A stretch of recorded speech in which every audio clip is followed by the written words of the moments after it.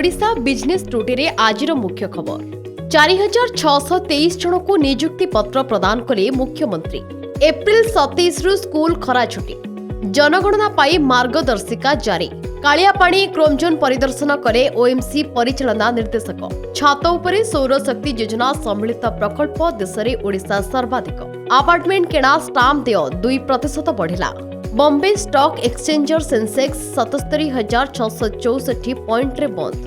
आसिबा संपूर्ण खबर को भुवनेश्वर कलिंग स्टेडियम ठारे आयोजित 15तम नियुक्ति मेलारे 7टी विभागर समुदाय 4623 जन को नियुक्ति पत्र प्रदान करिसेंती मुख्यमंत्री मोहन चरण माझी।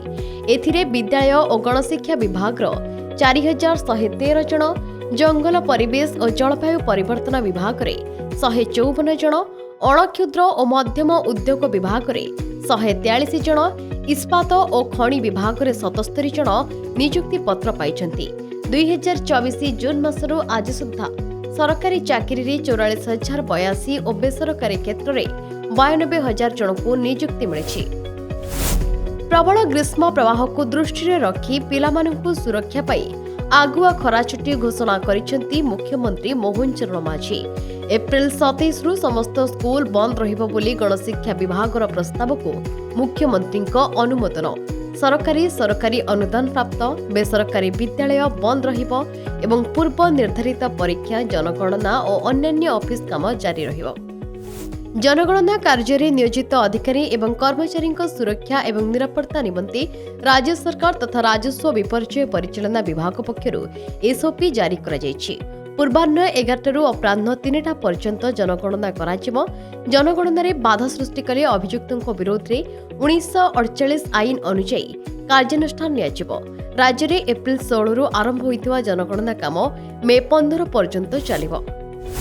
ओडिशा खनि निगमर परिचालना निर्देशक सुधांशु मोहन सामल कालियापाणी स्थित क्रोमोजोन परिदर्शन करिसेंती।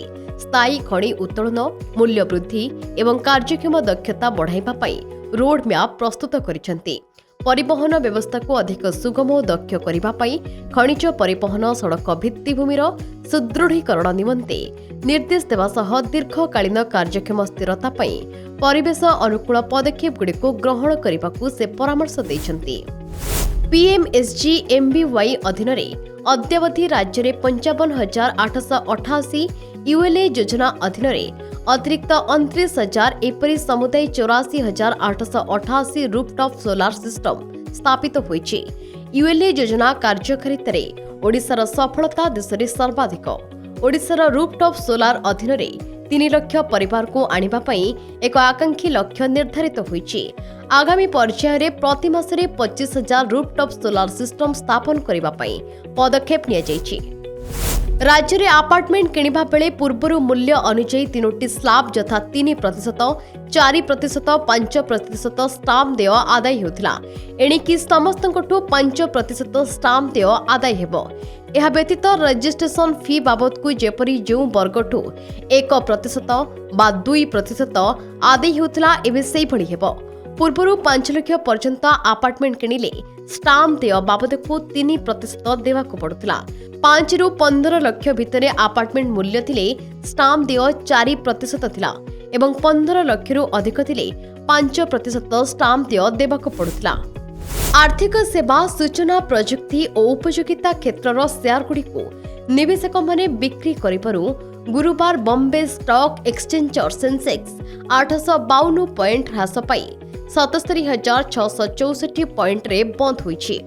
नेशनल स्टॉक एक्सचेंजर निफ्टी 205 पॉइंट ह्रास पाई 24,173 पॉइंट रे बंद होइछि। विशेषज्ञ मानक मनरे अंतर्जातीय बाजार रे अशोधित तैल दर बैरेल पिछा $100 हेबा और ईरान युद्ध को नहीं अनिश्चितता लागी रहिबारु स्टॉक बाजार कारोबार प्रभावित होइछि। It's all of your business. Business breaking.